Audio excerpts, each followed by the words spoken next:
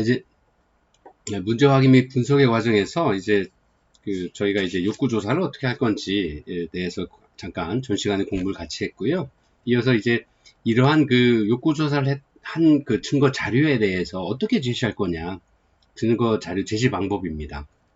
여러분들도 함께 같이 공부하셔야 될 중요점이 뭐냐면, 저희가 늘 현장에서 공부를 하실 때, 기관에서든 아니면 직장에서든 아니면 이렇게 제안서를 만드시는 과정에 있어서도 누군가 나의 생각을 누군가가 판단하고 평가를 하거나 아니면 승인을 해주는 과정이기 때문에, 이러한 아주 작은 자료라도 만들 때 제 중심이 아니라 평가를 할 사람, 아니면 재정지원처, 아니면 내부의 상관이 이 문제를 어떻게 바라보고 어떤 시각으로 문제를 풀려고 하는지에 동의하는지를 좀 알아서 그분의 시각으로 작성을 한다라고 하면 결제를 받거나, 아니면 재정지원처에 기금을 지원받는다거나, 아니면 어떤 사회 문제의 어떤 다른 어떤 동료들의 동의를 얻는데 훨씬 더 효과적이겠죠.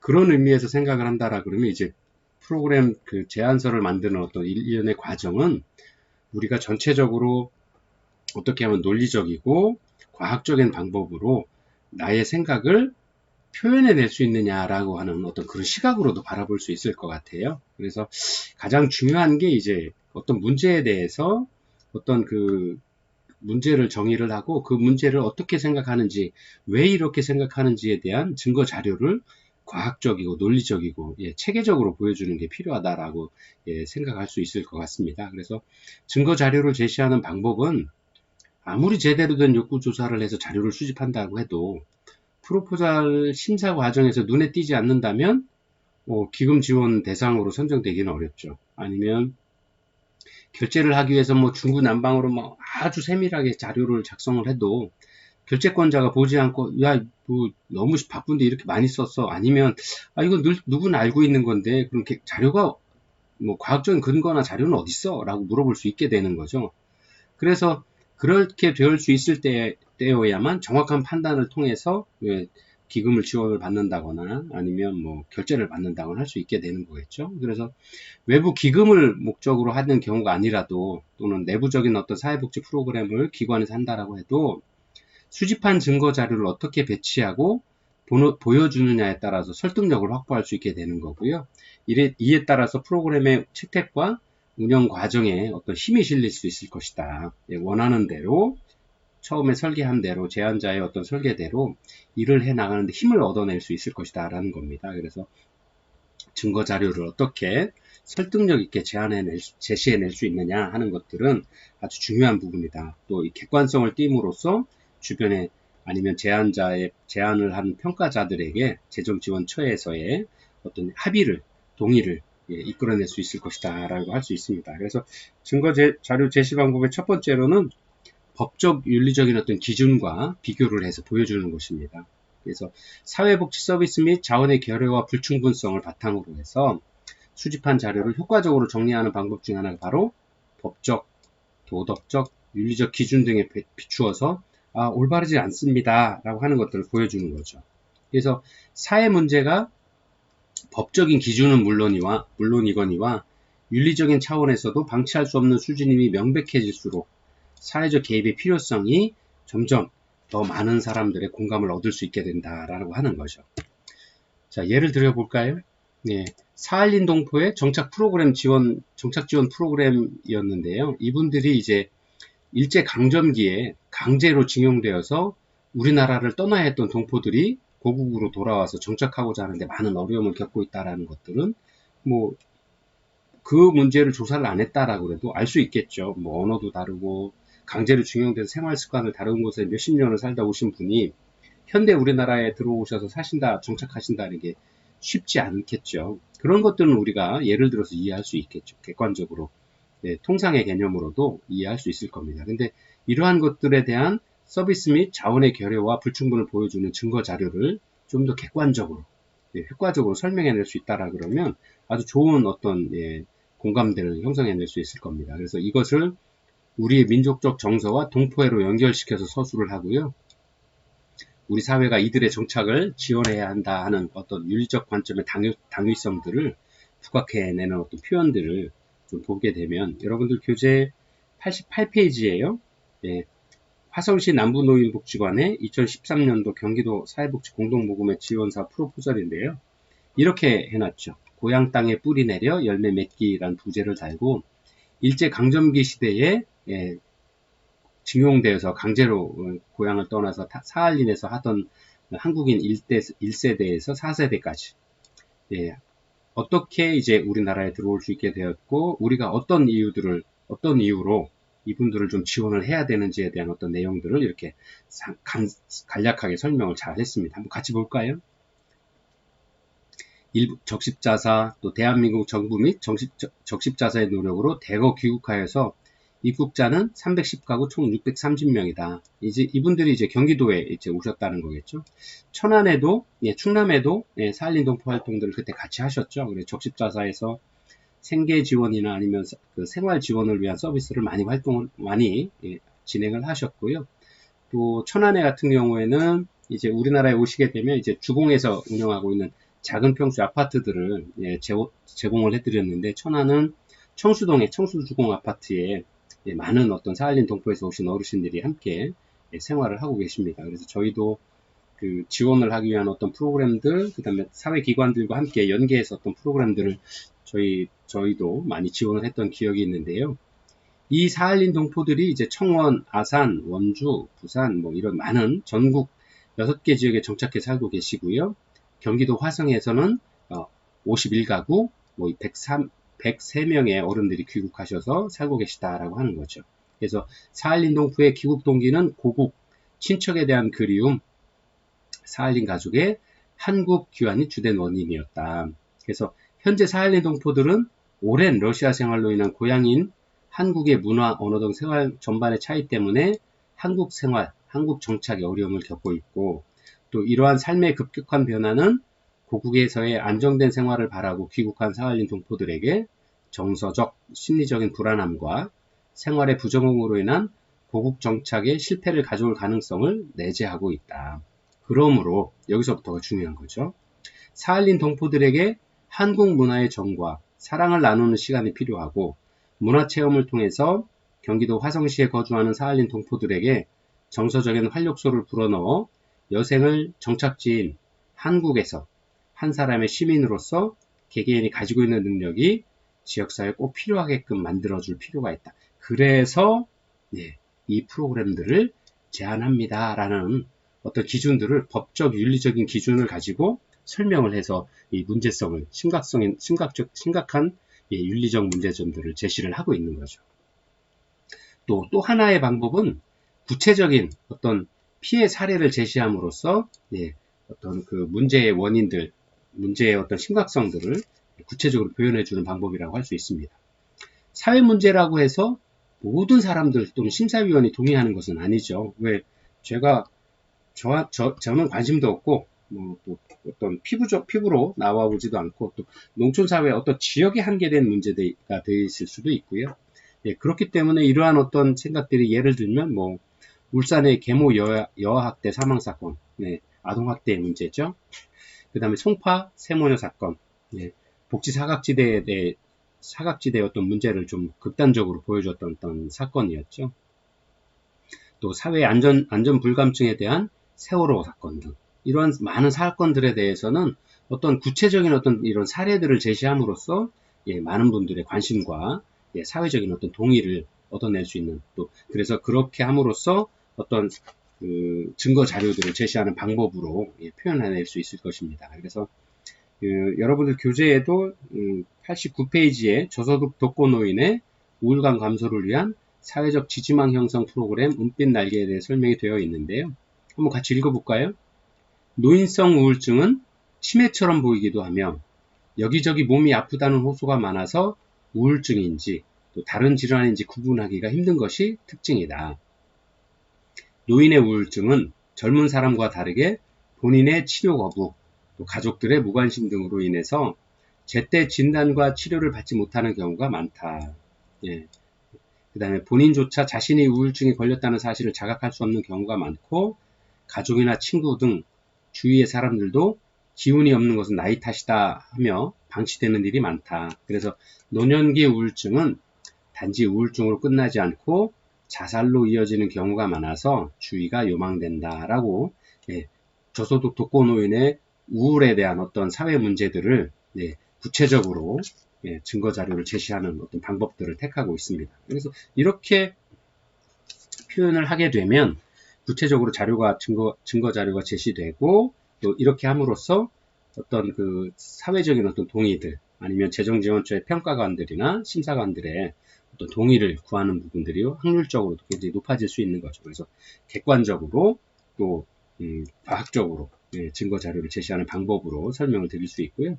세 번째가 피해 인원 등에 대한 데이터를 설명을 하게 되는 어떤 과정들이 있을 수 있겠습니다. 그래서 사회 문제를 좀 수치로 표현하면 객관성을 좀 확보한다는 점에서 아주 좋은 자료로 만들어낼 수가 있을 것입니다. 그리고 이러한 데이터, 수치 데이터가 우리가 신뢰할 수 있는 뭐 사회에서 공인받은 어떤 신뢰기관으로부터의 발표한 자료라 그러면 훨씬 더 설득력이 커질 수 있겠죠. 여러분들 대표적인 게 이제 우리나라의 통계청에서 나오는 뭐 해마다 연말마다 내는 백서나 아니면 통계 자료들, 또 행정기관, 다양한 행정기관처, 뭐 재정처, 사회복지, 우리나라에서 사회복지 담당하는 여성가족과나 아니면 복지부에서 발표하는 어떤 객관적인 자료들은 굉장히 신뢰할 수 있을 만하다라고 인정을 하는 어떤 그런 자료들이라고 할 수 있겠죠. 그래서 데이터를 활용하는 방식은 문제의 이런 어떤 심각성들을 강조하고 또 해결의 필요성을 주장하는 데 있어서 가장 보편적인 방법으로 활용되고 있습니다. 그래서 데이터에서는 고통받고 있는 사람들의 숫자, 또 피해 인원수, 피해를 받게 될 피해로 예상되는 뭐 금액이라든가 또 아니면 인구수당 1000명 또는 10,000명 아니면 10만 명당의 피해 인원수, 또 각종 비율 등을 나타낼 수 있습니다. 그래서 여러분들도 이제 요즘 코로나 때문에 저희가 엄청 힘든 시기를 보내고 있는데요. 매일 이제 코로나가 발견된 어떤 코로나 환자 수를 정기적으로 중앙재난안전처에서 발표를 하고 계시죠. 그 다음에 또 치료해서 나으신 분들, 그 다음에 전체 인구당 뭐 몇 명이 발병이 되고 있다. 아니면 또 이제 전파하게 되는 것도 환자 1인당 전파 지수가 얼마다. 그래서 0. 이하로 떨어지면 뭐 한 사람이 다른 사람에게 전파하는 것들을 어떻게 하는데 1.1이라는 숫자가 넘어가면 전파되는 비율이 높아진다라는 것들, 이런 것들을 객관적인 어떤 데이터로 표현을 하게 되는 거죠. 그렇게 함으로써 국민 모두가 코로나에 대한 어떤 사회 문제를 인식을 하고 각자 개인의 위생과 어떤 다른 예상 환자들이나 아니면 다른 분들과의 어떤 접촉들을 줄여나갈 수 있는 어떤 계기를 만들어낼 수 있게 되는 거죠. 자, 이런 어떤 인원을 피해 상황들을 데이터로 설명하는 것들을 좀 예를 들어서 보면 이런 거죠. 노인의 약 40%가 우울 성향이 있고 또 10에서 15% 정도의 인구에서 우울 증상을 나타내고 이 중 약 1에서 4% 정도가 주요 우울증을 보인다고 그 비율을 서술하고 있다 하는 거죠. 또 2009년에 노인 우울증 환자가 14만 8천 명이었다.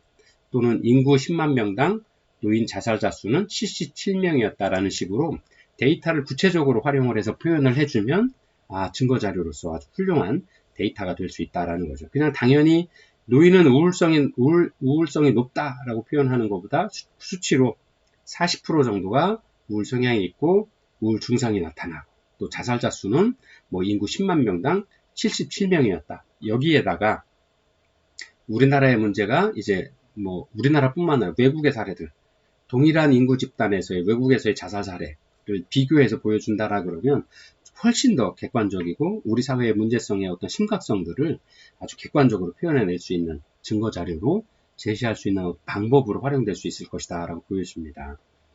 여러분들 페이지 90페이지를 좀 보시면요. 여기도 예로 잘 나와 있는데요.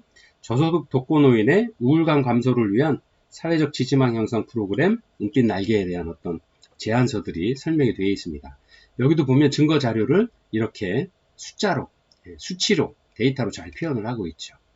우울증은 노년기에 나타나는 가장 흔한 정신질환 중의 하나이다. 더욱이 저소득 독거노인들은 그동안 살아온 불행한 기억들과 경제적 궁핍, 가족의 부재, 질병 등의 문제 등으로 우울증이 유발될 수 있는 확률이 더욱 많고 생활 만족도 역시 낮은 것으로 나타났다. 그래서 여기서는 객관적으로 국민건강보험공단의 건강보험정책연구원이 낸 자료들을 비교 데이터로 표현을 하고 있죠. 2004년에서 2009년 5년간의 자료를 비교해서 건강보험 진료비 지급 자료를 분석한 결과에 따르면 노인 우울증 환자가 2009년의 예로 약 14만 8천 명이다 라는 어떤 구체적인 어떤 신뢰할 수 있는 어떤 기관의 수치로서 표현을 해주는 거죠. 그럼으로써 이 문제가 이렇게 심각한 겁니다. 그래서 이 프로그램이 꼭 필요합니다 라고 하는 객관성들을 담보해낼 수 있게 되는 거죠. 그리고 평가자나 재정지원처의 동의를 동의를 이끌어낼 수 있게 되는 거죠. 그래서 따라서 노인 우울증이 나타나면 자살에 대한 대비가 필요하다. 한림대 의대 김동현 교수의 연구 결과에 따르면 또 의대의 객관적인 어떤 그 기관의 어떤 책임 있는 어떤 전문직의 교수라고 하는 전문직을 가지고 있는 전문가로서 인정받으시는 어떤 그런 분들의 연구 결과를 인용을 하게 되는 거죠. 그래서 2009년에 우리나라 인구 10만 명당 65세 이상의 노인 자살자 수는 77명으로 이는 젊은층 자살률이 3배에 달하고 경제협력개발기구 회원국 중에서도 노인 자살률이 최고에 이른다라는 것들을 어떤 사회 문제로서 프로포잘 제안을 내고자 하는 어떤 문제에 대해서 인식하고 그 문제에 대한 증거 자료들을 아주 객관적으로 잘 신뢰할 수 있는 기관의 자료들을 바탕으로 해서 수치로 데이터로서 잘 설명을 하고 있는 예를 보여줄 수 있습니다. 이렇게 써진다 그러면 뭐 동의 안 할 수가 없겠죠. 그 문제에 대해서. 네. 그리고 네 번째가 이제 연도별 추세, 문제의 경향들을 어떤 방향이나 어떤 흐름들을 보여주는 건데요. 데이터를 활용해서 해당 문제의 변화나 월별 또는 연도별로 어떤 비교해서 보여주게 되면 굉장히 설득력을 갖게 될 수 있죠. 그 다음에 이후에 앞으로 미래에 어떻게 변화될 것이다 라는 어떤 경향이나 어떤 미래 사회에 예상되는 모습들을 미루어 짐작할 수 있는, 추정할 수 있다라고 표현을 하는데요. 추정이 가능하게 되는 거죠. 그래서 이처럼 시간의 흐름에 따라서 자료를 수집하고 분석하는 것을 시계열적 분석이다라고 표현을 하는데요. 이런 방식은 해당 프로포절이나 이런 것들이 단순히 일회성이 아니라 관련 문제에 대해서 오랫동안 체계적으로 준비해왔다. 그리고 이 문제가 이러한 흐름을 꿰차고 있기 때문에 문제에 우리가 정통하다 라는 것들을 보여줄 수 있기 때문에 그만큼 설득력을 높일 수 있는 어떤 방법이 될 수 있다라고 표현을 보여줄 수 있습니다. 그래서 이런 예를 들어서 좀 보면요. 북한 이탈 주민 세터민의 국내 입국 현황들을 좀 보여줄 수 있을 것 같아요. 그래서 북한 이탈 주민의 국내 입국 현황은 표나 그림에서 보이듯이 한번 같이 볼까요? 네, 2008년과 2009년에 정점을 보였고 최근에는 좀 약간 감소하고 있구나 하는 것들을 보여줄 수 있죠. 그 다음에 이런 자료들을 제출을 할 때는 되도록이면 왜 감소하고 있는지 등에서 추가적인 설명을 해주게 되면 훨씬 더 효과적인 어떤 데이터로서의 모습을 보여줄 수 있을 것이다. 이렇게 숫자로만 단순히 표현해 주는 것은 나중에 뭐 이렇게 여성 비율이나 이런 분 할 때 이렇게 조금 더 글자를 좀 확대한다거나 글자를 좀 이렇게 다른 색깔로 좀 보여줘 눈에 띌 수 있는 어떤 색깔로 보여줄 수 있다라 그러면 어떤 해가 좀 더 늘어나고 있구나. 그 다음에 어떤 이런 그래프상으로처럼 늘어나고 줄어들고 하는 것들을 보일 수 있겠구나. 그 다음에 성비로서도 남자분과 여자분의 어떤 입국 비율들을 이렇게 표현을 해낼 수가 있게 되는 거죠.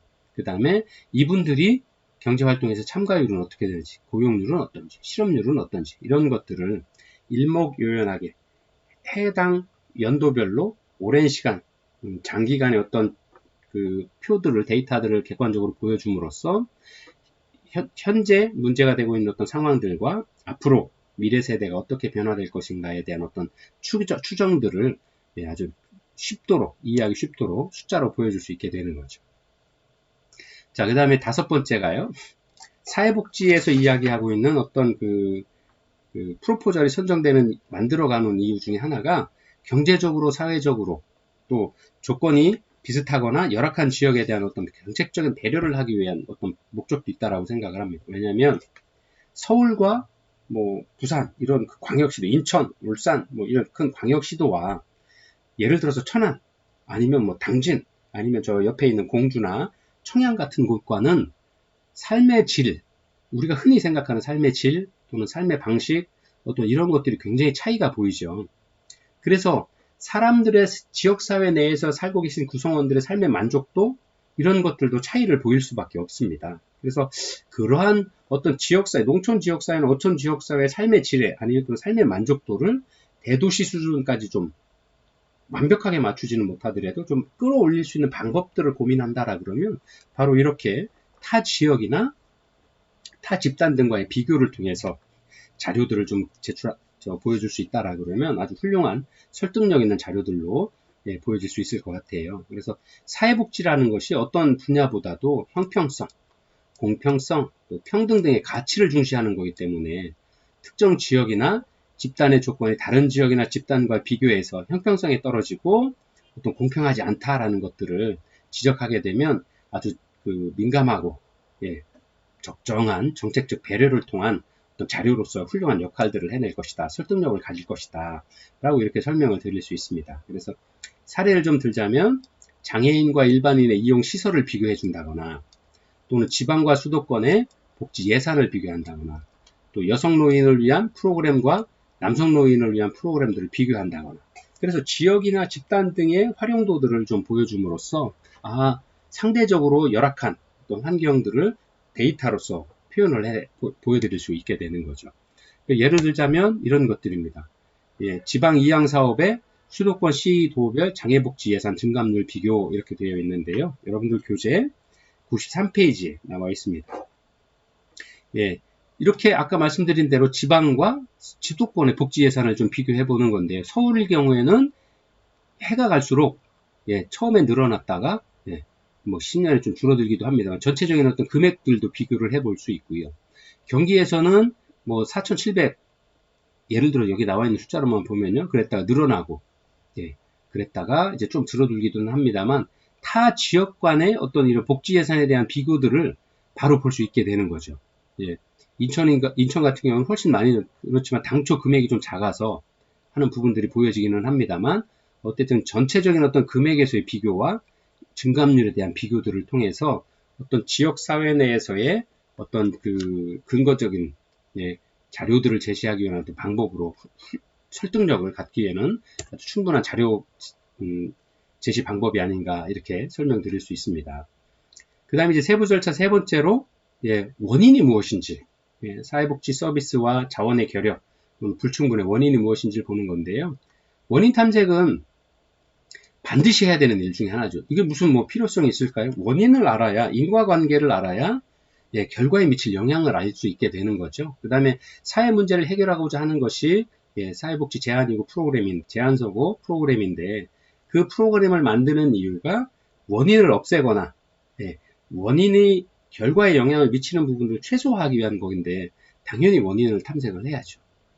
그래서 사회 문제는 프로그램이라고 하는 것은 제안서에서 담고 있는 내용들은 사회 문제를 직접적으로 다루는 것이 아니라 문제를 해결하고자 그 문제를 직접 반영하는 게 아니라 사회 문제의 원인을 어떻게 하면 줄여나갈 수 있는 거냐 하는 것에 더 많은 초점을 가지고 있습니다. 그래서 예를 들어서 빈곤을 해결하고자 하는 복지 프로그램이 있다 그러면 빈곤의 원인과 관련한 프로그램을 계획하고 운영하는 것이지 빈곤 자체에 대해서 어떤 해결 방안을 갖고자 하는 프로그램을 만드는 것은 아니다라는 겁니다. 그래서 빈곤율, 또 빈곤 가정의 특징 등을 분석하는 것이 현상적인 사회 문제 분석 방법이라고 설명할 수 있고요. 또 빈곤의 원인이 어떤 것인지에 대한 것들은 인과적인 사회 문제를 원인이 어떤 것인지에 대한 어떤 현상 문제를 사회 문제를 분석하는 것이고 또 나타나 있는 현상에 대한 어떤 문제를 분석하는 것이지 빈곤 자체를 어떻게 하자는 건 아니다라는 것들입니다. 그래서 그런 부분들은 좀 구별해서 이해해야 될 부분들이다 라고 말씀드릴 수 있고요. 자, 빈곤을 예를 들어서 보면 빈곤의 주된 원인이 소득이 전혀 없거나 낮은 상황일 거예요. 그렇죠? 근데 그 원인이 비정규직 일자리, 또는 나쁜 건강 상태와 자동차 사고나 사기 피해 등으로 불행한 사건으로 인해서 빈곤으로 된 건지, 또 아니면 비정규직이 낮은 소득에 영향을 주고 나쁜 건강 상태가 낮은 소득에 영향을 미치고 이러한 낮은 소득이 다시 빈곤에 영향을 주는 이런 어떤 악순환적인 어떤 원인인지 이런 것들을 파악을 할 수 있어야 되겠죠. 그래야 예를 들어서 비정규직에 대한 일자리가 고용 안정성이 낮다라고 하면 아까도 모두에도 설명을 드린 것처럼 어떤 고용 안정성을 높이기 위한 어떤 방법들, 사회 제도적인 방법들, 아니면 국가의 정책적인 방법들, 아니면 낮은 직업 능력으로 인해서 직장 내에서의 직업에서의 어떤 성실한 근무가 안 된다라 그러면 직업 능력을 높여주는 어떤 교육을 통해서 그런 프로그램들을 통해서 어떤 이 빈곤의 문제를 해결하고자 하는 방법들을 찾아갈 수 있겠죠. 그래서 이런 원인 탐색을 어떻게 하느냐에 따라서 사회복지 프로그램, 제안서의 접근 방법도 달라지고 실천 방법들이 다양하게 제안될 수 있을 것이다 라는 겁니다. 그래서 빈곤이라고 하는 원인 문제가 낮은 소득이나 소득이 없는 것이고 낮은 직업 능력의 문제인지 비정규직을 가지고 있어서 문제인지 본인의 건강이 나빠서인 건지 아니면 재난이나 사건 사고 등으로 인해서 단순한 일시적인 어떤 빈곤에 처하고 있는 건지에 대한 원인을 정확히 판단함으로써 그 문제를 해결하고자 하는 어떤 프로그램들이 다양하게 개발되고 제안될 수 있을 것이다 라는 겁니다. 그래서 이러한 원인을 분석하고 그 원인에 따라서 프로그램의 구성과 방향이 진행 방향들이 달라질 수 있다라는 겁니다. 그래서 거꾸로 말씀을 드리면 정확하게 원인을 분석하고 이 분석이 객관적이고 과학적인 방법으로 분석이 되었다라고 가정을 했을 때 바로 올바른 프로그램들을 제안해낼 수 있을 것이고 이렇게 올바로 원인을 파악을 하고 그 원인을 처방하기 위한 프로그램들이 제안이 된다라 그러면 재정지원처에서의 선택 기준의 객관성도 또 선택이 될 거라는 어떤 확률도 훨씬 더 높게 담보될 것이다. 이렇게 설명을 드릴 수 있을 것입니다. 그래서 빈곤의 원인이 낮은 소득이 있다라 그러면 소득을 높일 수 있도록 세제 혜택을 국가적으로 정책을 만들 수도 있고요. 또 기초생활보장제도를 하나의 프로그램으로 그거에 활용할 수 있도록 그리고 그러한 프로그램을 모른다 그러면 그런 프로그램들을 홍보하고 안내하기 위한 또 활용할 수 있는 어떤 방법들을 프로그램으로 제안을 할 수도 있겠죠. 또는 빈곤의 원인이 나쁜 건강 상태다 그러면 지역의 빈곤층을 대상으로 하는 건강증진 프로그램들을 운영을 하는 게 굉장히 효과적이겠죠. 그래서 노동자분들의 가용 노동자들의 어떤 건강을 향상시키고 건강이 향상됨으로써 건강하게 직장 생활을 할 수 있도록 만들어주는 어떤 프로그램들을 할 수 있겠죠.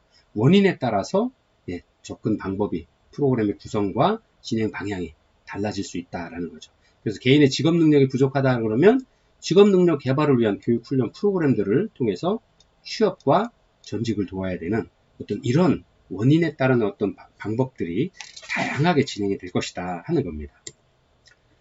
자, 그래서 그러면 이렇게 그 원인 탐색의 방법을 어떻게 할 거냐? 어떤 경우에는 원인과 결과의 관계가 불확실할 수도 있습니다. 불확실할 수도 있죠. 이런 거죠. 알이 먼저냐, 닭이 먼저냐, 달걀이 먼저냐의 문제가 될 수도 있죠. 그러나 이런 어떤 문제에 대해서 그거는 어떤 그 사회적인 어떤 통념의 문제인 거고요. 우리는 이러한 문제의 원인을 정확히 분석을 해서 우리가 접근할 수 있는 방법이 어떤 게 있느냐를 찾는 거잖아요. 그리고 그러한 문제를 가진 클라이언트들을 어떻게 개선시키고 어떻게 향상시켜 나갈 수 있을 거냐에 대한 문제로서의 접근 방법은 그래도 원인과 결과의 관계가 불확실할지언정 그 개선의 방향은 우리가 제시해 줘야 된다는 거죠. 그 제시하는 게 제안서고 사회복지 프로그램이기 때문에 그러한 프로그램들을 만들기 위한 노력들이 선배나 상사에게 또 동료에게도 또는 외부 전문가에게도 또 외부 자료나 연구 자료나 보고서들을 통해서도 다양한 심각의 어떤 문제 원인을 분석하는 어떤 그 자료들을 알 수 있어야 될 거다라고 하는 겁니다. 그래서 이러한 과정이 바로 사회복지사 선생님들이 공부하신 사회복지 조사론, 사회복지 자료 분석론 등을 공부하게 되는 건데요. 이런 과정들이 바로 여러분들에게 아주 훌륭한 어떤 그 도움을 줄 수 있는 어떤 과정들이 아닐까 생각을 합니다. 그래서 그림으로 좀 표현을 해보자면 노숙자에 대한 어떤 문제 원인을 본다라 그러면 뭐 알코올 중독, 건강 문제를 크게 볼 수 있을 거고요. 뭐 지지 체계는 어떤지, 또 주거 문제는 어떤지, 취업 문제는 어떤지를 우선 1차적으로 보게 될 것이고요. 건강 문제와 관련해서 이런 알코올 중독에 관한 문제, 신체적, 정신적인 장애는 없는지, 취업에 있어서는 어떤 학력은 어떤지, 취업은 하고자 하는지, 가지고 있는 기능들은 어떤지, 또 지지체계에 있어서의 가족은 어떤지, 친구는 어떤지, 혹시 종교기관이나 어떤 사회복지기관과의 관계는 어떤지, 주거 문제에 있어서는 뭐 쉼터나 뭐 임대주택에 있는지, 아니면 뭐 경제적인 어떤 능력이 안 돼 주거가 안 되는지, 이런 다양한 시각에서의 어떤 원인들을 탐색을 하고 그 문제에 대해서 적극적인 어떤 대처 방법들을 통해서 노숙인들의 어떤 사회 문제들을 해결하기 위한 어떤 방향들, 프로그램들을 좀 개발해낼 필요가 있다 하는 거죠. 그리고 이런 탐색 방법에 있어서는 다양한 실제로 조사해서 모르는 부분들도 있을 수 있으므로 전문가나 관계자, 또 기관의 자료나 뭐 다른 여러 가지 설문조사나 기존 통계들을 통해서도 원인을 탐색하기 위한 어떤 방법들을 강구할 수 있어야 된다. 이러한 방법을 가르치는 게 바로 사회복지조사론에서 하는 일이다라고 말씀드릴 수 있을 것 같습니다. 자, 이렇게 해서 이런 탐색의 방법들은 다양한 방법이 있고요. 필요하다면 때때로 파일럿 테스트라고 하는 것처럼 시범 사업들, 전체 대상을 다 할 수는 없으니까 그 중에 우리가 조사하고자 하는 통제 실험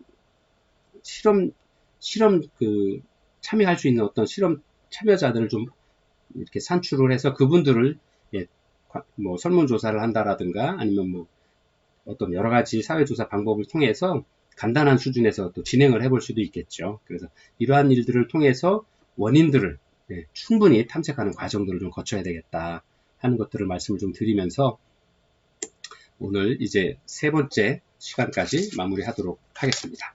다음 시간에는 제2단계 대상자 선정에 대해서 같이 공부해 보도록 하겠습니다. 긴 시간 수고 많으셨습니다.